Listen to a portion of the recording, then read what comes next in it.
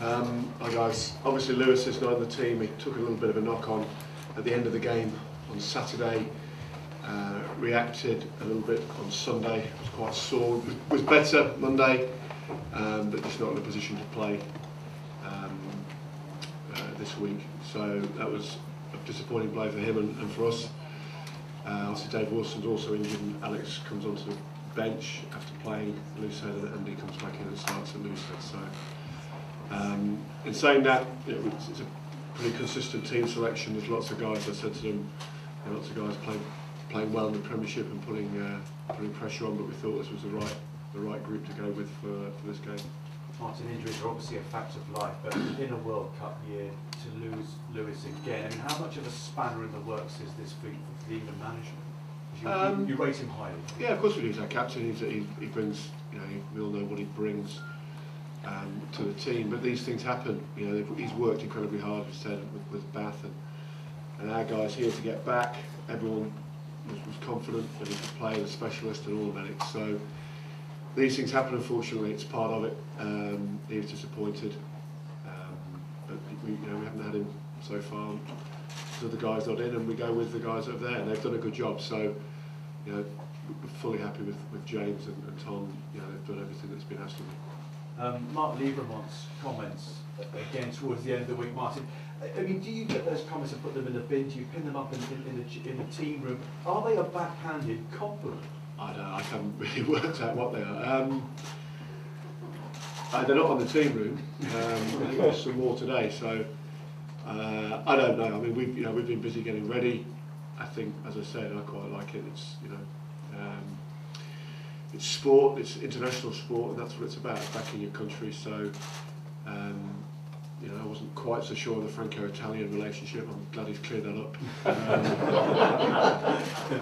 But in terms of relevance this weekend, I'm not too sure. So, I think we're fairly confident how the Celts feel about us. I think we knew about that one. So look, I think Brian said it right. He's probably giving it to his team as much as he is to anything else, and it's going to be a big game. Everyone's looking forward to it. The opening game was a big one, and now we've won two. We're certainly not getting carried away with ourselves. We know what we're facing, and that's what we want to do. We want to face good teams playing well. I think their win in Dublin was probably the win of the championship so far, to win there against a proud Irish team. Go behind, come back, go behind again, and come back. So they've got good threats, and everyone talks about their counter-attacking abilities, obvious, but also they're a tough team. Scrimmage, driving more, defensively they're pretty strong. They can carry well throughout the side. They can be very physical. They have pace, so they're an all-round threat. We know about that, and we're looking forward to the game. It's a good challenge for our group.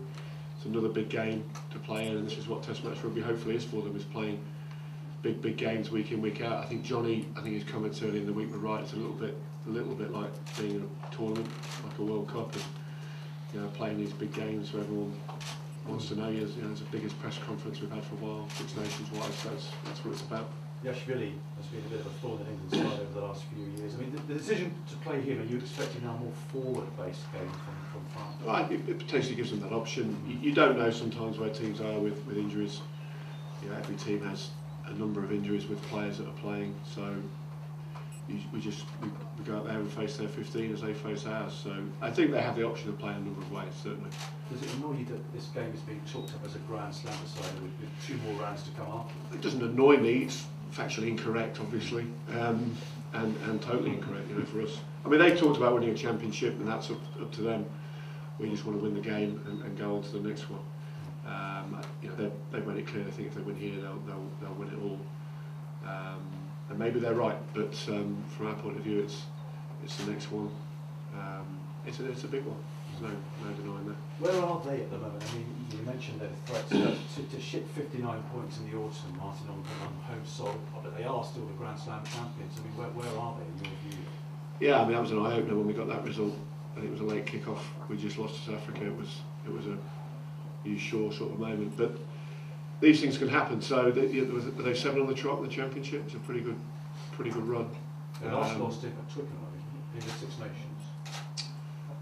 Yeah, we 8 then. If they yeah. So it's a pretty good run, and it's a couple of years ago. So Where are they? I think where they always are. They can beat anyone in the world, and you know, people talk about which team's going to turn up. Well, we can't affect that until 5 o'clock. We can just affect on which England turns up, and it's going to be the best one. If we can put them under pressure for 80 minutes, you know, we'll be in the game. If you give them enough shots, they'll take them and they'll hurt you. So we've got to keep hold of the ball a bit better than we did last week. There's too many turnovers. You know, the game gets a bit loose, and it's understandable to a degree. I don't know if that's the right word, understandable. Certainly not forgivable, but possibly understandable. We can't do that and give them, you know, those opportunities. We need to keep them under pressure in every area of the game, and you know, they've got a strong line out, strong driving line out, and we know about their running game as well. I was going to ask you about that. I mean, with all due respect to Wales and Italy, are you going to be tested severely for the first time at the set piece? Well, I think we've done a good job. You know, we talked about Italy's set piece. There wasn't a lot of scrums last week, and we'd have been comfortable if there were. I think Alex scrummaged very well. Like all these things, you know, they got one wrong and got penalised.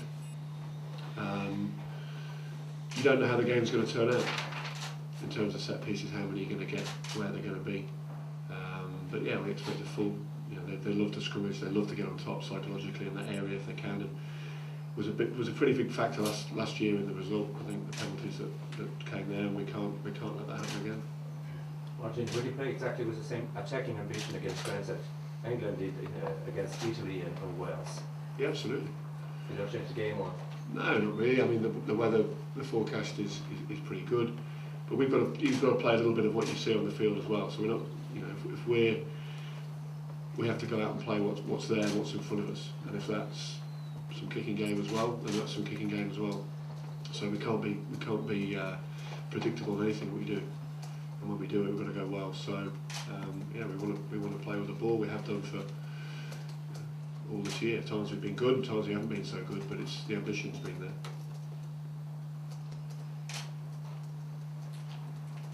Okay. Okay. Thank you, Martin.